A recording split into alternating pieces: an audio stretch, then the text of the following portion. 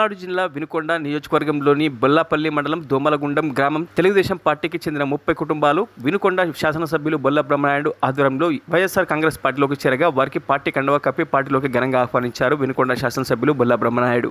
ఈరోజు వైఎస్ఆర్ కాంగ్రెస్ పార్టీలో చేరడం, కండువా కప్పించుకోవడం వాళ్ళకి మనస్ఫూర్తిగా అభినందనలు, కృతజ్ఞతలు తెలియపరుచుకున్నాను. ఈ రోజు నుంచి వాళ్ళు మా కుటుంబ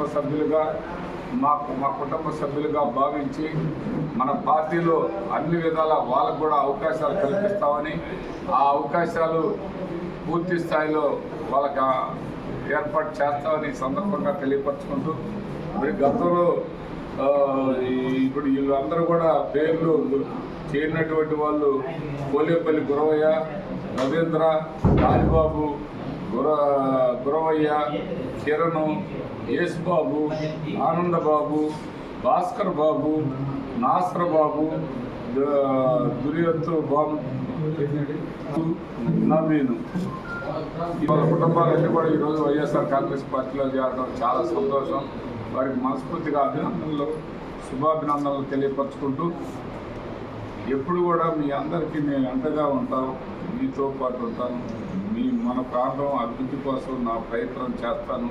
మన ప్రాంతంలో అభివృద్ధి జరగాలంటే మన గౌరవ ముఖ్యమంత్రి జగన్మోహన్ రెడ్డి గారు మళ్ళీ భారీ మెజార్టీతో మళ్ళీ గెలవాలని, ఆయన ప్రమాణ స్వీకారం ముఖ్యమంత్రిగా మళ్ళీ చేయాలని కోరుకుంటూ, రేపు 8వ తారీఖు 2:30 నుంచి 3 కల్లా వినుకొండ రావడం జరుగుతుంది. ఆయన ప్రోగ్రాం, గౌరవ ముఖ్యమంత్రి గారి ప్రోగ్రాం బస్సు యాత్ర కుర్చేడు కాడ బయలుదేరి కుర్చేడు నుంచి చింతల చెరువు కాడ మన కాన్స్టిట్యూన్సీలో జాయిన్ అవుతుంది.